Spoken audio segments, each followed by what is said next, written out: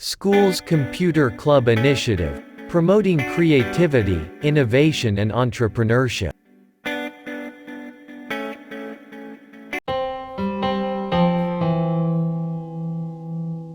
Dr. Mrs. Akinlade's presentation, as you stay tuned.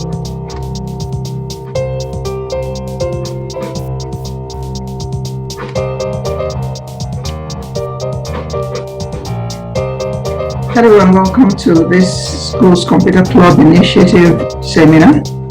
The theme of the conference and seminar is Expanding Innovation Horizon.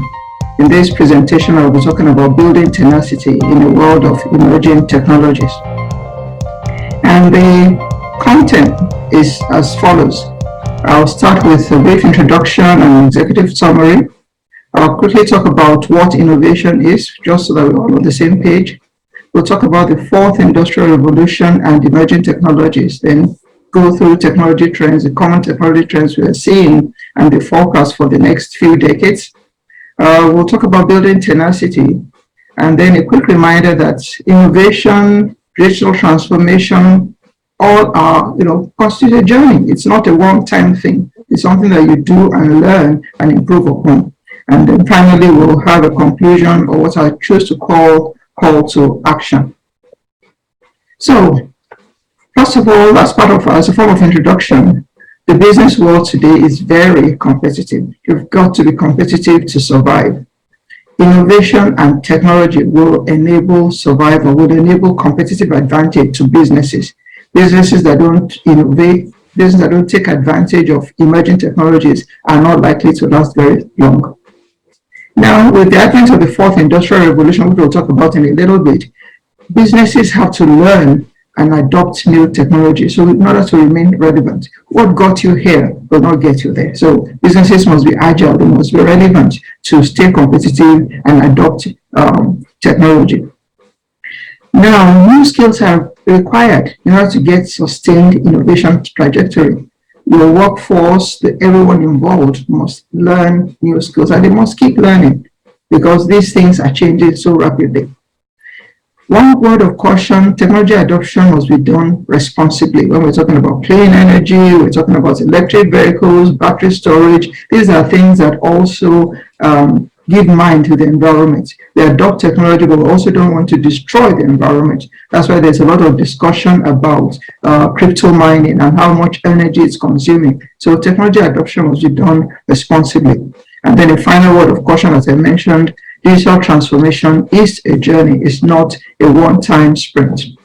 So what is innovation? Innovation is all about strategy. It's about execution of new ideas. Now, the ideas may be brand new, never heard of before in the world. It might be a combination of existing ideas. I'm sure we all know the story of Post-it.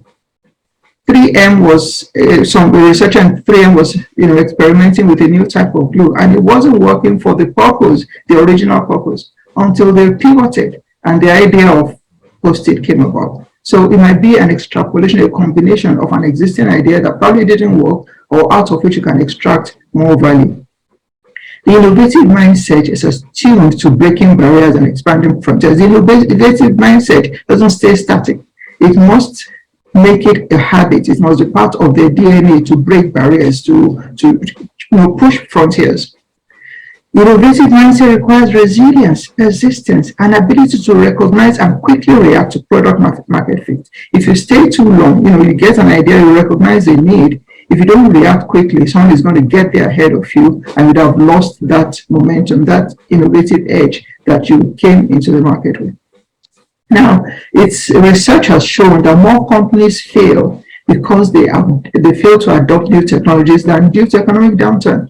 Economic downturn, they go and come. But companies that fail to adapt to new technology tend to fail. And the example there is of Kodak and Fuji. They were all into cameras and films.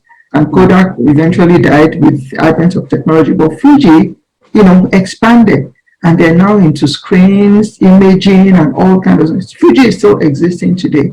Kodak is as good as dead. Okay. Now, I want to share this image of what innovation adoption life cycle looks like. The thing is that we want to get on the left side of this bell curve. The innovators, the early adopters, the early majority, that's where you get the most value out of your innovation.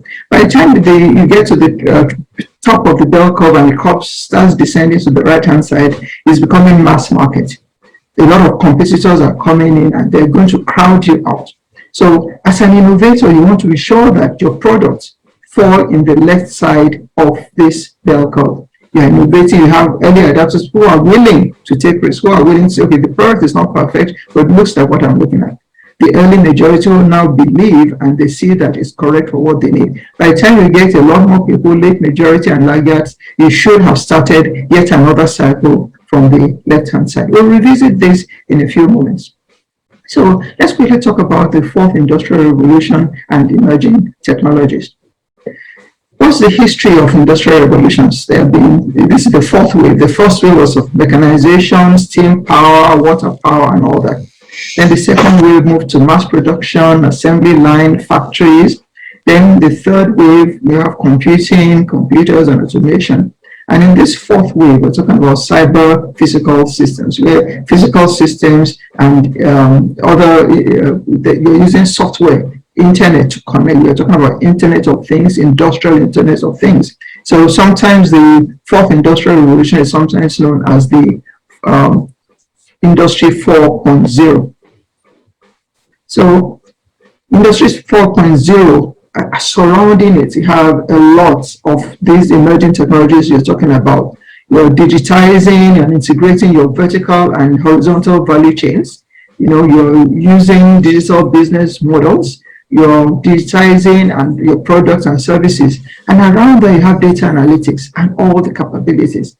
Okay, data analytics is kind of the glue that binds it all together. And then you have those technologies that we're talking about: cloud computing, mobile, IoT, location detection, human-machine interaction, 3D printing, sensors, and all those things. Those are the emerging technologies that blossom out, that fan out from the core of Industry 4.0. And some of the technologies that we're talking about, we describe them as emerging, but they're already here. Artificial intelligence is here. It's almost part of our everyday life. Augmented reality, blockchain, drones, IoT, robots, virtual reality, 3D printing. And you see examples in the lower part. We already have them, in use as part of our day-to-day lives, as part of what companies have to offer. So the technology of tomorrow, the so-called emerging technologies, are actually already here, and we've got to learn to jump on the train and be part of what brings about that innovation, be part of what extracts value out of these technologies, and who knows, maybe even bring more technologies. Now, there's this study by McKinsey about technology trends, and you'll see if you go left to right, next level of process automation. That's industrial IoT, robots, robotic process automation. Next, you have process virtualization. Okay, that's why you have digital twins. In a factory, you have the physical, and then you have the virtual twin of the factory. And you can make adjustments, you can make changes, you can test things out on the digital twin of the physical machine. So you don't have to tinker with a physical ongoing production. You can do all the tests on the digital twin. 3D, 4D printing, the future of connectivity. We're already talking about 5G. 5G is almost commonplace now. IoT. Those are kind of tech trends we're seeing. We're seeing distributed infrastructure, cloud computing, edge computing. Those are all part of the distributed infrastructure. Next generation computing, quantum computing, and then applied AI, computer vision, natural language processing, speech technology. All those things are now part and parcel of us. We're looking about, machine learning, human learning, neural networks. These are all part of applying or extending the boundaries of AI. And then the future of product programming. We're talking about software 2.0, no code or low code programming, and that's the trend. In future, in fact, starting right now, you don't need to write a lot of code to be able to do your algorithm, be able to put your algorithm across. And of course, trust architecture, in that we're talking about zero trust security, we're talking about blockchain, which is a sort of trust architecture. Now, on the right-hand side, you have the industry-specific trends in the biorevolution, biomolecules, biocomputing, and all that. next generation materials, nanomaterials, new stuff being extracted out of existing. And then clean technology, I mentioned that the future of clean technology, smart distribution, smart grids, smart batteries, smart storage of batteries, carbon neutral energy generation. Now, technology effects. What effects should these technologies that we've said are emerging or our future? What effects are they likely to have in the next 3 or so decades? For the next level process automation, it's projected that 50% of today's work activities will be automated. 50% of the things that we do today that humans do will be automated. In terms of future of connectivity, up to 80% of the global population would be reached by 5G by 2030. Okay, up to 80% of the world. Yes, 5G is being rolled out in many countries, but it's not as prevalent yet. But in the next 2-3 decades, almost everyone in the world would have 5G. Distributed infrastructure, 70% or over 75% of enterprise-generated data will be processed by cloud computing or edge computing by 2025, which is just 3 years away. Next generation computing has the potential to add over $1 trillion,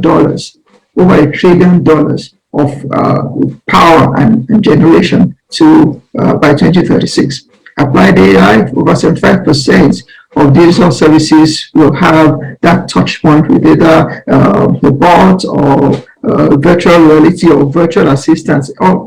We're experiencing them right now. It's going to find out and touch a lot more people. Future programming is already here, reduction in the time required to code because it's going to be low code or no code environment. And trust architecture, most about 10% over 10% of global GDP will be associated with blockchain in as little as 5 years' time. On the right-hand side, the industry-specific 45 times cost reduction for sequencing the human genome. Next generation computing 10 times. Future of clean technologies 75 times. Because the EVs are coming. People are more concerned about the environment now. They want to preserve that environment. Okay, for the business and for the innovator, we need to know that there are economic gains associated with technology adoption. The key is the timing. Remember that bell curve we showed about innovation life cycle? The key is to jump in quick. Yes, there might be some errors, but if you wait until everything is stable, everything is fine, you're likely to miss out on the advantages of innovation. So research has shown that those who jump in quickly have greater gains, and laggards tend to have very significant loss. If you see that the blues are the early adopters, okay, and the blacks are those who take their followers. They're waiting for things to stabilize, and as a matter of fact, sometimes they tend to lose because the early adopters have zoomed ahead and they've captured the market. So timing is important both for the innovator and also to the businesses that are adopting these technologies. So let me now quickly talk about building tenacity, because that was the topic. The emerging technologies. How do you build technology? How do you build tenacity in the workforce? First of all, there are some key characteristics of the evolving environment, evolving work environment. Some people call it future of work. With the increase in adoption of technology, the workforce needs to be upskilled or reskilled. There's no two way about it. They need to learn new skills.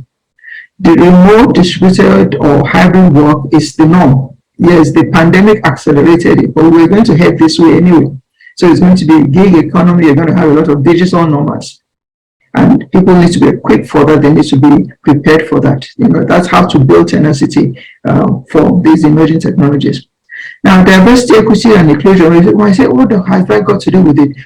Research has shown that when there is diversity, equity, and inclusion in the workforce, there's more gain, there's more productivity. As a matter of fact, companies that have formal and make every effort to promote diversity, equity, and inclusion have been shown to have better revenues, greater gain, greater profit than those that do not. So effort is now, people are more sensitive to a more diverse workforce, a more diverse work environment. If you only work with people who look and talk like you, you're not likely to get the best of the creativity that is inherent in them.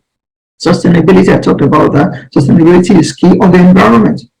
Even as we're innovating, we've got to think about the environment, reuse, recycle, we need to conserve energy, we need to reduce waste and move into what is called circular economy. Then also there's also sustainability of our business strategy, of our supply chain, the workforce, and the labor models that we have. So if you're going to gig economy, if you're working with digital models, that model needs to be sustainable. Nature of work in this new environment is characterized by what is called VUCA: volatility, uncertainty, complexity, and ambiguity. And these innovators need to be comfortable working in that environment where things are changing very rapidly. You don't have every fact you need. It's complex and it's ambiguous. There's progressive elaboration. You don't need all the facts to get started. Problem becomes clearer along the way. Put your leg in, dip your leg in the water, and then adapt. And some will call that agility. You can adapt as you go along. So that's the new nature of work. That's what's going to build tenacity. Risk should be seen as normal. Accept uncertainty as part of reality. You've got all your ducks lined up in a row, the data is lined up, your competitors would have gone way far ahead of you. What else? What are the new technical skills that are required to build workforce tenacity? You need data science skills. You can't run away from data, and everything from what you've seen, data analytics, data science, is in there. You need to learn agile, you need to learn lean, because that's the way to go now. Okay, the old waterfall, you lock your customers or business into a particular scope and they can't deviate, and it takes 2-3 years on the project. That's gone. Agile development is key. You do a little bit at a time, develop, and then move on. You have your work carved out into little bits, into small amounts. You deliver in that little, and you're working together with the business. Cybersecurity, I think that's one of the skills that are needed to attain workforce tenacity. Now, beyond the technical skills, in this day and age, you need emotional intelligence, because again, you're working remotely, you're working in a diverse group. You need to be able to operate, relate with your peers, relate up and down the chain. You need to be able to communicate and do your storytelling, do your pitch in a way that is succinct, that is clear, that is, is timed. You don't need those decks of 20 slides. You don't need them anymore. So you need to learn how to communicate. You need to know how to tell your story, practice your elevator speech. And then marketing, is a skill that everyone needs. You don't need to be a marketing professional or a sales professional. Everyone should be doing some form of marketing one way or the other. And these days, it's mostly digital marketing. Collaboration, co-creation. There is no island anymore. You're collaborating with different types of people on different projects. You're co-creating. You're getting ideas, even from the lowest level of the organization all the way to the top. People are encouraged to bring their ideas to the table. There'll be mergers and acquisitions. There'll be alliances. You need to be comfortable with working with other people. Then, for workforce to be tenacious, you've got to have a culture of learning. You learn what no longer works, and you relearn what needs to be learned. And the phrase is that what got you here won't get you there. So you've got to learn new skills. Nobody is too old to learn. You've got to keep learning, develop a culture of learning. Then, because of the prevalent use of artificial intelligence and data analytics, the emphasis now is to ensure to use that ethically, to ensure that you do not violate, you do not cross the line. And some companies, Google and Microsoft, for instance, have decided to set up a data science code of conduct, even where there's no legislation to enforce it. They are building their own ethical framework to ensure that data is not misused. And lately, we've heard about data ethicists. Big companies that do a lot of data work, have decided, they created the role of data ethicists to ensure that data is used in an ethical manner.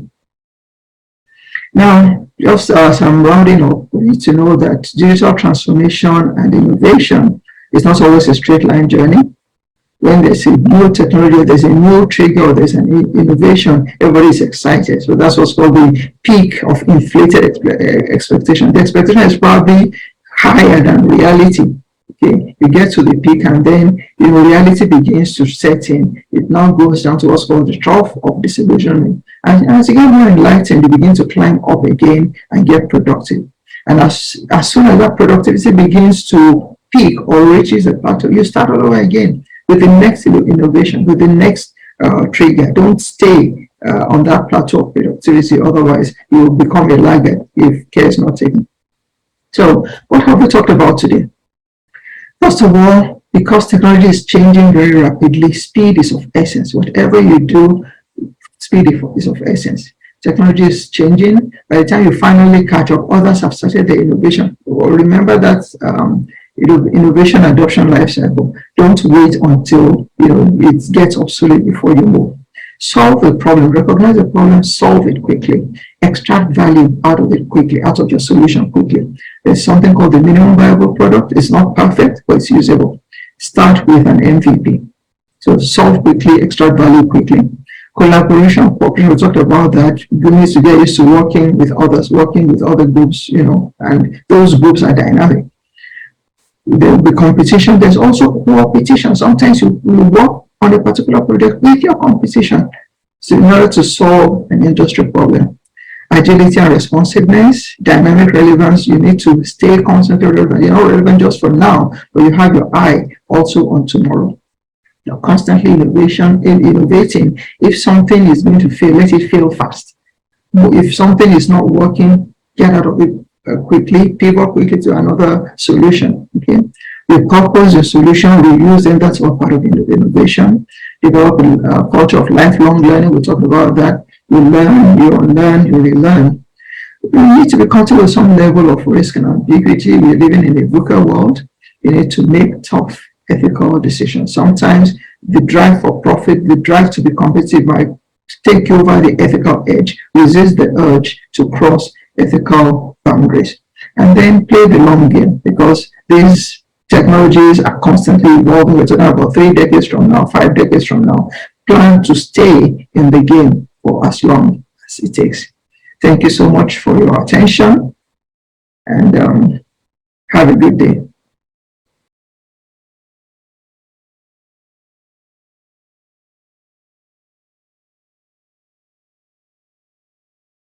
Let's give ourselves a thumbs up as we round up this session. Thumbs up as we round up this session. So we meet again in the evening. So bye for now.